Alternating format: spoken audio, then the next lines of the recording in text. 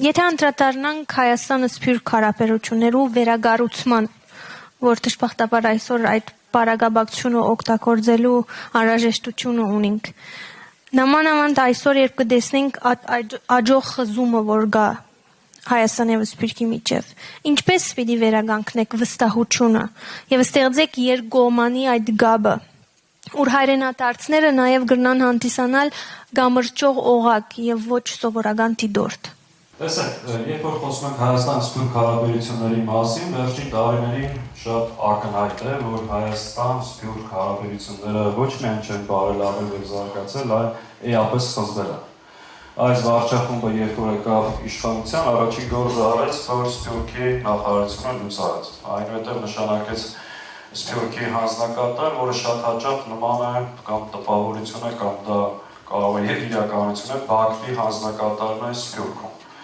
Շատ հետևողականորեն պայքար են մղում Սփյուռքում հայկական ավանդական կազմակերպությունների դեմ։ Դուք հիշում եք նաեւ, որ այս վարչախմբի պարագլուխը ընտրվելուց հետո շատ ուղիղ հայտարարեց, որ Սփյուռքի ավանդական կառույցները այլևս ավելորդ օղակ են։ Կարելի է հեռախոսով, լայվով ուղիղ աշխատել Սփյուռքի հետ։ Այն ժամանակ տպավորություն էր, որ խորքայի չեն հասկանում ինչ է Սփյուռքը, Սփյուռքում ինչ շերտեր գոյություն ունեն, նման հայտարարություն են անում, բայց հետո հասկացանք, որ սա շատ հետևողական քաղաքականություն էր Սփյուռքը Հայաստանից հեռացնել։ Իսկ վերջի շրջանի քաղաքականությունը, իրական Հայաստանի շրջանակներում շատ հստակ Հայաստանի իշխանությունները ասում են, որ մենք պատասխանատու ենք բացառապես Հայաստանում ապրող ու Հայաստանի քաղաքացիների համար։ Եվ Սփյուռքը ոչ միջամտելու, ոչ խառնվելու որևէ բանի իրավունք չունի։ Մեր մոտեցումը հետևյալն է, որ Սփյուռքը ռազմավարական ներուժ է եւ Հայաստանի պետականաշինության մասնակից։ Սփյուռքահայերը Հայաստանի, այսինքն Հայաստանը ոչ միայն Հայաստանում ապրող կամ Հայաստանի Հանրապետության քաղաքացիների, այլ ողջ հայության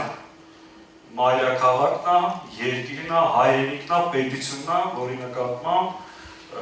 Սփյուռքի մեր հայրենակիցները ունեն եւ իրավունքներ եւ պարտականություններ։ Եվ այս ռազմավարական ներուժը պետք է լիարժեք օգտագործել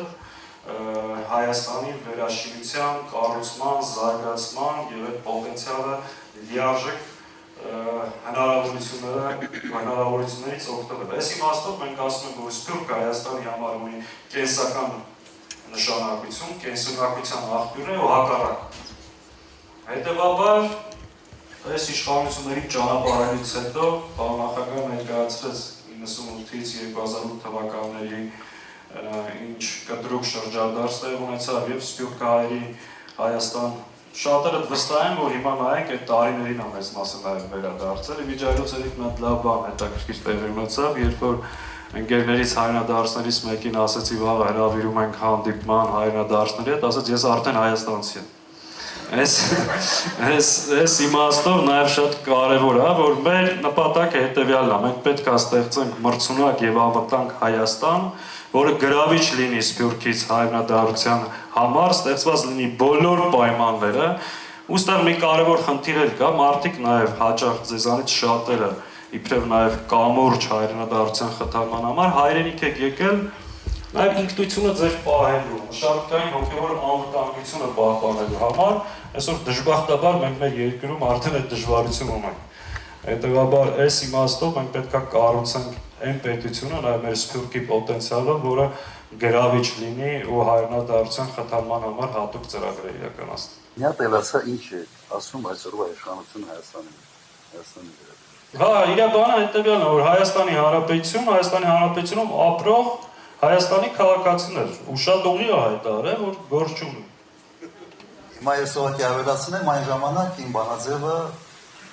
ուրիշ էր եւ բոլոր հանդիպումների ժամանակ ես դա ուղղակի հայտարարում էի,